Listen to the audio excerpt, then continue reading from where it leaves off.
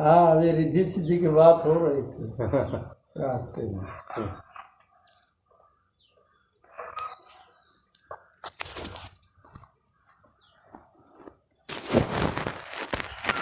रिद्धि सिद्धि पहले आ जाती है।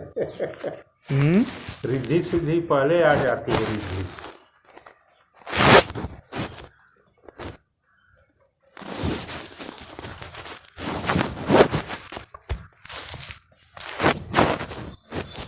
लोभ अगर मन में है तो उसका प्रकट होना ही होना है, और वो वही प्रकट होकर के रिद्धि सिद्धि का रूप धारण है। और क्या रिद्धि सिद्धि है? हमारे लोभ का ही फैलाव है, हमारे भीतर जो अहंकार है उसी का फैलाव है कि एक पावर पॉलिटिक्स करते हैं।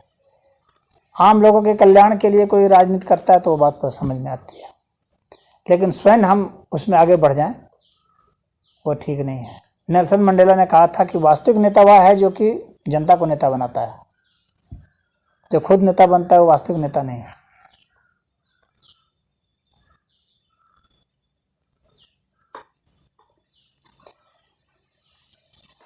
आप सत्य की बात कीजिए, न्याय की बात कीजिए, प्रेम की बात कीजिए, और बात कर ही नहीं कीजिए, उसको आचरण में भी लाइए। यही ना बात है। अध्यात्म तो बहुत सिंपल है, कहना भी और करना भी सिंपल है, बशर्ते कि उस व्यक्ति में ईमानदारी हो। वह व्यक्ति वास्तव में सत्यनिष्ठ है अगर, तो उसके लिए तो ये बहुत सिंपल सा चीज़ है। और अगर नहीं है, कहीं छल है भीतर में, तो फिर बहुत सारे ड्रामे हैं, फिर तो माया का खेल ही है, खेले जाओ। छल है तो फिर अध्यात्म है ये नहीं। हाँ, तो वही ना कह रहा हूँ, फिर तो माया का खेल है ना। फिर देश नहीं बनाना, यदि ईमानदार है तो फाउंडेशन तैयार है। हाँ, तो उसके लिए कोई फाउंडेशन पर जो है ईमानदार के लिए क्या है, कहीं भी सो, पेड़ के नीचे सो, जंगल में सो, कहीं भी सो, कहीं भी रहो, कोई मिला अपना जो बतियाना बतिया लो। प्रॉब्लम उसको होता है जिसके दिमाग में है कि मुझे साम्राज्य स्थापित करना है, समझ रहे हैं? जिसके दिमाग में ये बात आ जाती है कि मुझे साम्राज्य स्थापित करना है, मुझे संप्रदाय स्थापित करना है, मुझे फलना ढिकना स्थापित करना है, तो उसके लिए प्रॉब्लम है। यदि मुझे नेक वचन कहने हैं, अच्छे वचन कहने हैं, सत्य वचन कहने हैं, उसके लिए क्या जरूरत है? प्रॉब्लम फिर उनको भी आती है कि मुझे इतनी सबको लोगों को सुना देना है, क्या जरूरत है सुनाने का? अरे जितना है सुनाए, बाकी शांति से सो। क्यों इतना प्रॉब्लम देख लिए वो? हाँ, कोई आ गया सुना दिए, नहीं मैं अपना अपना अपने से मस्त रहो, भजन करते रहो, प्रभु का नाम लेते रहो, क्या करना है जब तक जीवन है।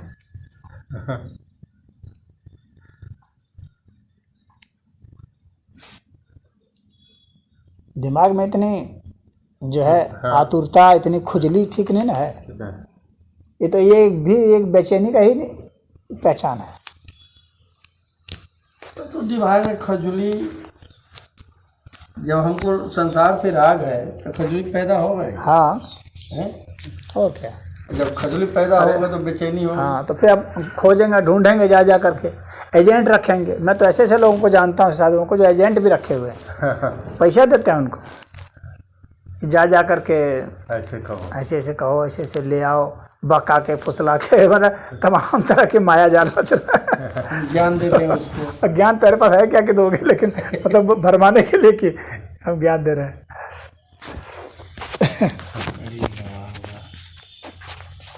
धर्म के नाम पर कोहराम मचा हुआ है।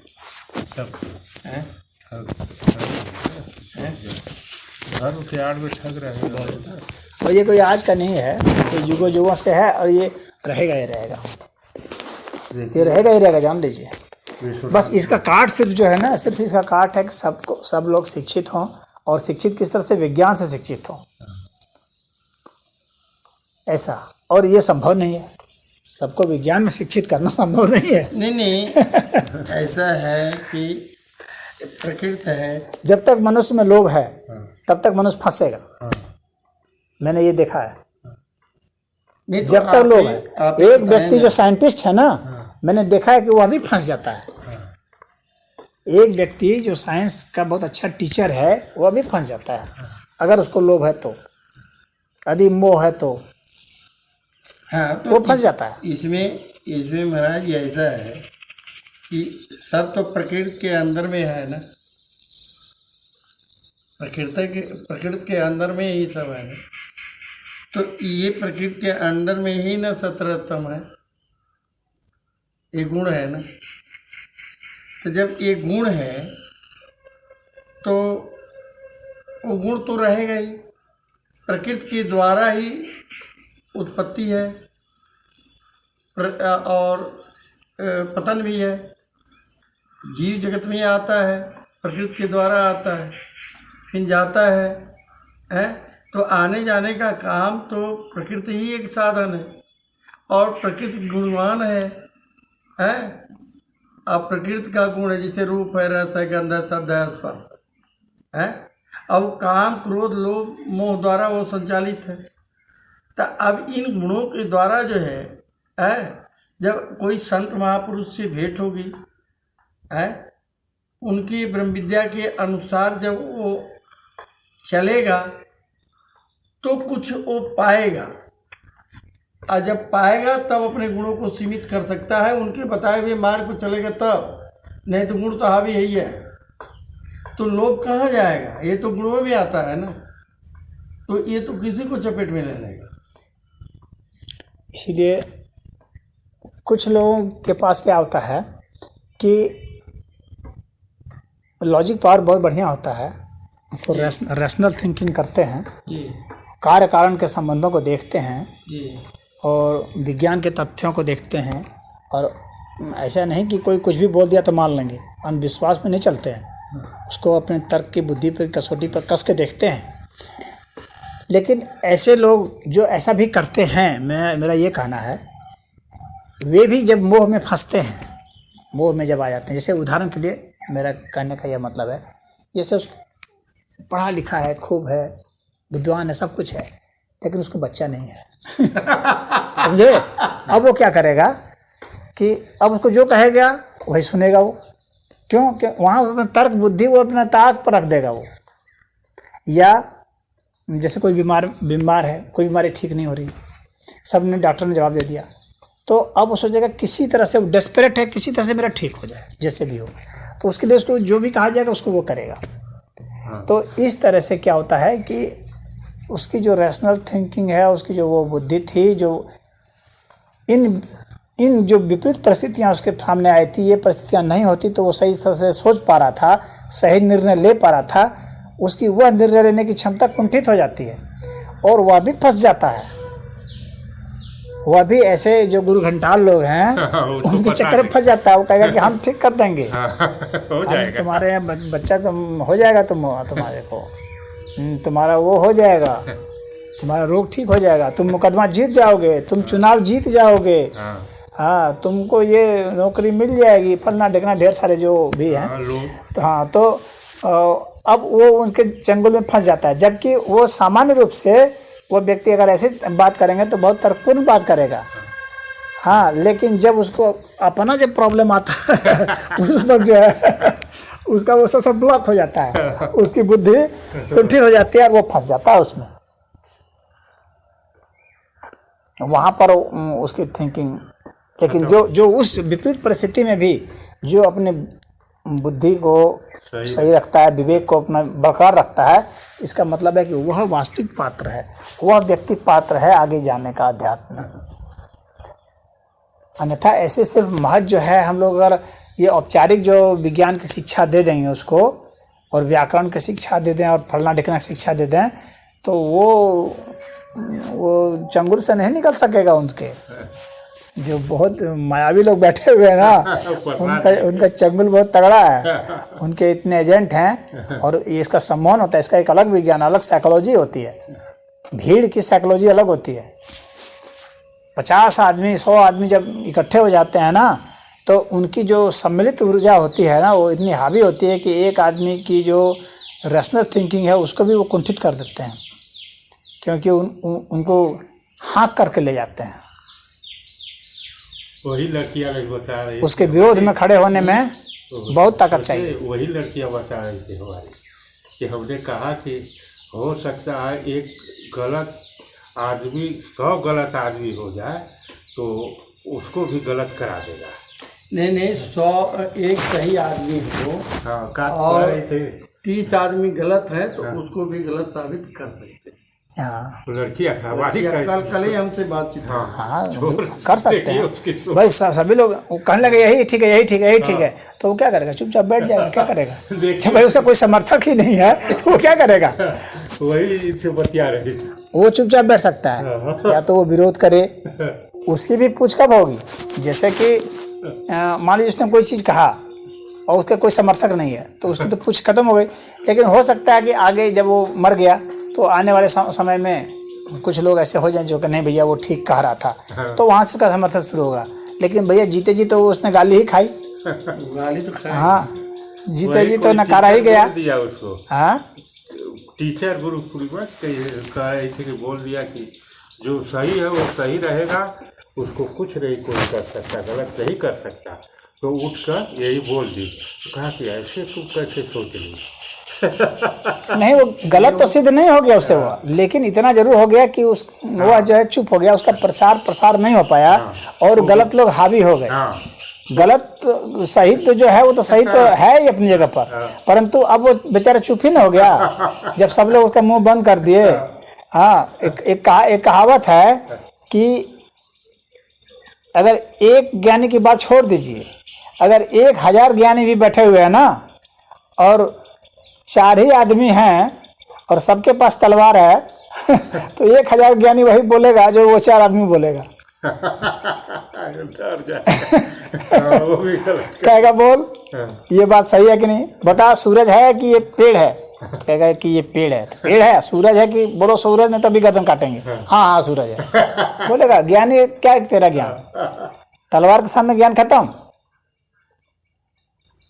और चुप रह गया तो गर्दन कटाए वो, या तो गर्दन कटाए, बाकी जो बच गए फिर वो। तो इसी तरह से सारे ज्ञानी मार दिए जाएंगे, जो बच जाएंगे उनके पर वो हावी है ही, और जो ज्ञानी है उनको काट दिए जाएंगे। तो ये समाज में चल रहा है, काट दिए जाओ, मार दिए जाओ, फंसा दिए जाओ, यही नियमों जेल में डाल दिए जाओ। तालिबान तो इसे यही नियम लगाया है। तालिबान तो कहते हैं शरीयत के हिसाब से हम लोग चलेंगे, कुरान के हिसाब से चलेंगे। हाँ तो वो कुरान वही मोहम्मद का ना है, और किसका है? तो मोहम्मद ने यही फार्मूला लगाया था, उसी फार्मूला को ये अपना रहे हैं, उसी फार्मूला को बहुत लोग अपना रहे हैं। वहाँ पर बहु बेटियों को तो बहुत मारते हैं, तो शासन करते हैं। हाँ तो वहाँ तो पूरा फोर्स पर ना है, वहाँ से सारा सिस्टम फिर फोर्स पर है कि करना पड़ेगा, तो मार देंगे। तो औरत कोई निकल रही चाहिए तो बुर्का में निकलना चाहिए। हाँ नहीं तो पिटाएंगे, मराएंगे बस। दुनिया में शासन तो मिलिट्री से ही तो है, शासन तो मिलिट्री से ही है। जिसके पास मिलिट्री है वही जो कहेगा सच है, जो नहीं कहेगा नहीं ये सच नहीं है उसको मार दो। वो तो छूट दिया हुआ है तो उसे खैर कहिए कि उसने कुछ छूट दे दिया, मान लीजिए कह दिया हाँ चलो ठीक है तुम कुछ बोल लो, जिसको हम लोग यहाँ प्रजातंत्र कहते हैं भाई, वोट लेते हैं, वोट लेने का समय। अब जिसको वोट ही नहीं लेना है, जिसको खुद ही कब्जा कर लेना है, जनता से समर्थन नहीं लेना है, तो फिर क्या है? फिर तो जो चाहेगा वही कराएगा। और फिर जनता अगर उसी के हिसाब से हो गई तो फिर बल्ले बल्ले उसी सोच की हो गई तो अधिकतर को उसी सोच में ला देंगे, जो नहीं आएंगे उनको वो मार दिए जाएंगे। भाई इस्लाम तो इसी हिसाब से चलता है। इस्लाम के यहाँ लॉजिक तर्क विज्ञान का कोई मतलब नहीं। इसीलिए इतने जो मुस्लिम देश हैं देखते हैं कोई विज्ञान में आगे है ना, आगे है ना आगे होगा कभी।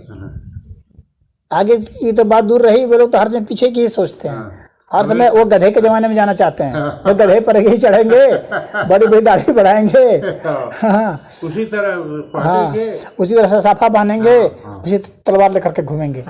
हाँ तो वे तो उसी जमाने के सोचेंगे, उधर ही ले जाना चाहेंगे समाज को। अब तो ये समाज को तय करना है, और समाज को तय करने के लिए क्या करना पड़ेगा? समाज को भी उनसे भिड़ना पड़ेगा। उनका जो समाज है वो भिड़ना पड़ेगा। तो क्या वो गुंडे की भाषा समझते हैं ना, तो उनसे भिड़ना पड़ेगा। तो मुँह जबानी भिड़ना नहीं पड़ेगा, मुँह जबानी तो तुरंत जीभ काट लेंगे। आपको भिड़ना है मतलब कि आपको भी हथियार से ही भिड़ना है। आपका भी एक गैंग होना चाहिए, सब लोगों का भी एक गैंग होना चाहिए, सब लोगों के पास भी एक मिलिट्री होनी चाहिए जो कि उस मिलिट्री से लड़े, तभी होगा। हाँ तभी हो। अन्यथा फिर जो है आप उसके गुलाम बनेंगे ही बनेंगे। हाँ। कोई उपाय नहीं है। इसीलिए तालिबान है, चाहे पाकिस्तान है, चाहे अरब है या फरब है, कोई भी है देश है, कट्टर वट्टर जो भी देश हैं मुस्लिम देश, तो वहाँ सब जगह यही सिस्टम है। या तो सब लोग उनके हिसाब से चलें, अपनी सोच कुरान तक और हदीस तक ही रखें, उनके दायरे में ही सोचें, उसमें जो भी बेकार फालतू बातें हैं उसी को सच माने, वो वैसे जिए।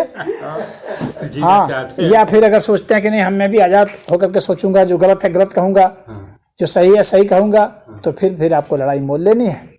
और एक व्यक्ति नहीं लड़ सकता, ये भी बात पक्की है। तो उन लोग को अंदरूनी रूप से गिरोह बनाना पड़ेगा,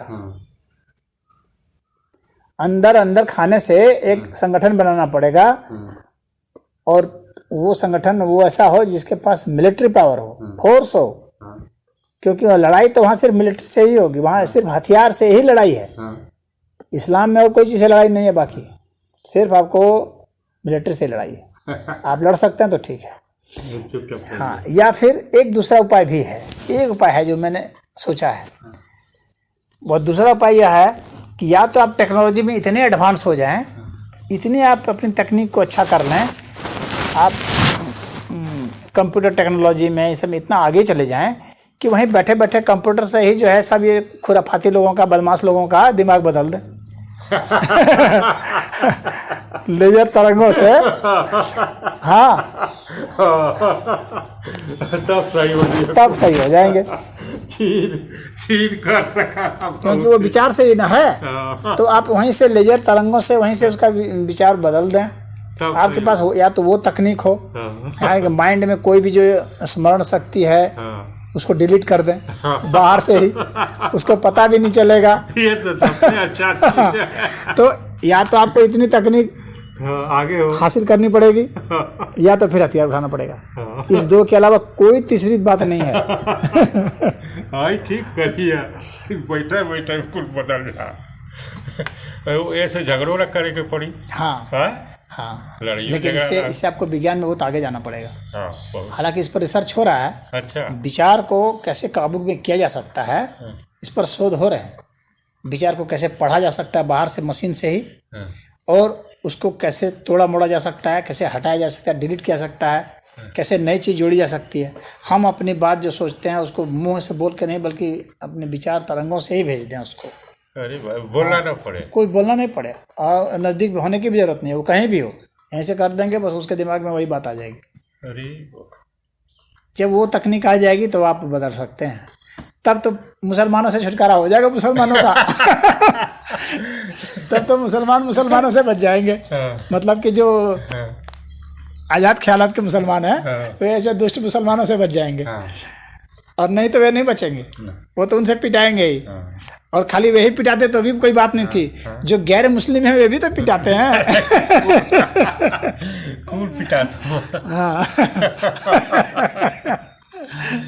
हाँ, बात सही करिए, एकदम करेक्ट। बदल वही एकमात्र व्यवहारिक रास्ता दिखता है। क्योंकि आप इतने जो लोग हैं ये सब हथियार उठाए हुए, और ये सब जो क्रूर होते हैं, ये सब लड़ने में तेज होते हैं ना, क्योंकि इनमें दया ममता इससे जैसे करुणा वाली कोई बात है नहीं, इनको सच से मतलब कोई है नहीं, न्याय से कोई मतलब है नहीं, प्रेम से कोई मतलब है नहीं, सारे राक्षस वाले गुण हैं। तो ये लड़ने में तो वो होंगे ही आगे। तो यही से लड़ाका तो हाँ, तो शरीफ लोग इनसे नहीं लड़ पाएंगे।